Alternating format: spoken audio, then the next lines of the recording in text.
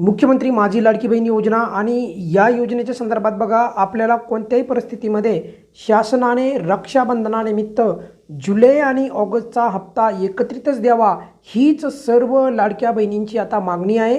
कारण की बघा आतापर्यंत आपण पाहिलं आहे की वितरण आतापर्यंत व्हायला पाहिजे होतं। आज 22 ऑगस्ट आहे आणि आपल्याला इथून पुढे आता हा मुद्दा लावून ठेवावा लागणार आहे की रक्षाबंधनानिमित्त लाडक्या बहिणींना जुलैचा व ऑगस्टचा दोन्ही महिन्याचा हप्ता जो आहे तर तो एकत्रित शासनाने द्यावा, तरच यावेळेस लाडक्या बहिणी ज्या आहेत या वितरणाच्या संदर्भात समाधानी असू शकतील।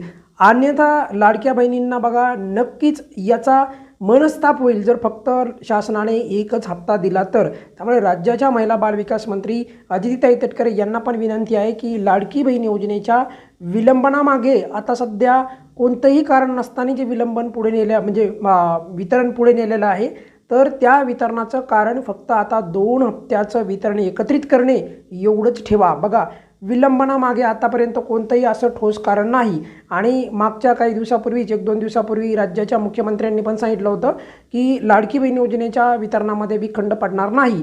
तर मग हा विखंड कशामुळे पडला आहे तर यावेळेस रक्षाबंधन आहे, मध्य प्रदेशमध्ये लाडक्या बहिणींचं मानधन वाढणार आहे, महाराष्ट्रामध्ये मात्र मानधन वाढण्याच्या संदर्भात कोणतीही अपडेट येत नाही आहे आणि असं असून देखील आपल्या लाडकी बहीण योजनेचा हप्ता अजूनही आपल्याला मिळणं बाकी आहे। त्यामुळे रक्षाबंधनानिमित्त हे वितरण 2 हप्ते एकत्रित करण्यासाठी शासन या वितरणाला विलंब करीत असावे हेच यामागचं कारण आहे। त्यामुळे सर्व लाडक्या बहिणींच्या वतीने परत शासनाला विनंती आहे की यापेक्षा कमी वितरण जे आहे म्हणजे 3000पेक्षा रक्षाबंधनानिमित्त 3000पेक्षा कमी मिळू नये अशी सर्व लाडक्या बहिणींच्या वतीने या व्हिडिओच्या माध्यमातून आपण शासनाच्या पुढे ही बाब ठेवत आहोत।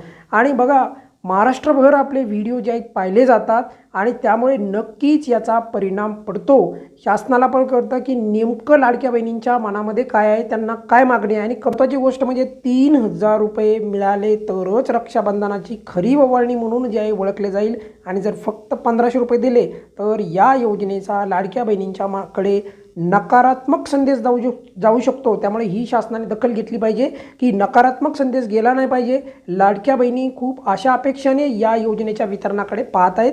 त्यामुळे शासनाने कोणत्याही परिस्थितीमध्ये आणि इथून पुढे पण आपण हीच मागणी करणार आहोत की 3000 शिवाय पर्याय नाही। आणि एक तर मानधन जे आहे बघा मानधन पण अजून वाढलेलं नाही तर त्यावर पण निर्णय घ्यायला पाहिजे। पण यावेळेस नक्कीच आपलं लाडकी बहीण योजनेचं वितरण जे आहे कोणतेही कारण नसताना एवढं पुढे गेलेलं आहे तर नक्कीच शासन यावेळेस एकंदरीत 2 हप्त्याचे 3000 रुपये एकत्रित देऊ शकते।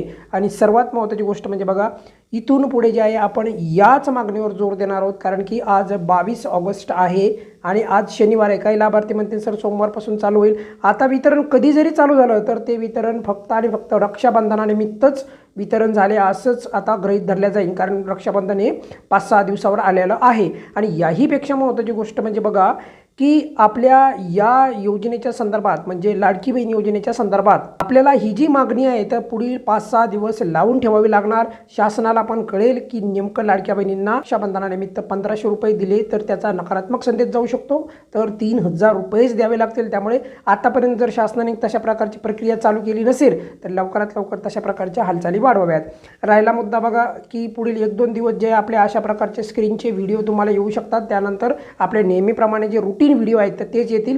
पण मात्र आपण या योजनेचं महत्त्व कोणत्याही परिस्थितीमध्ये कमी होऊ देणार नाही। त्यामुळे कोणीही चिंता करू नका। आता जे पण वितरण होणार आहे तर ते रक्षाबंधनानिमित्तच होणार आहे आणि या वितरणामध्ये राज्य शासनाने 3000 रुपयेच द्यावे अशी सर्व लाडक्या बहिणींच्या वतीने राज्य शासनाला विनंती आहे। या व्हिडिओमध्ये आपण इथेच थांबूयात। बघा आज कोणत्याही प्रकारची वितरणाची जर अपडेट आली तर सर्वात अगोदर आपल्या चॅनलवर देण्यात येईल। या व्हिडिओमध्ये आपण इथेच थांबूयात। धन्यवाद।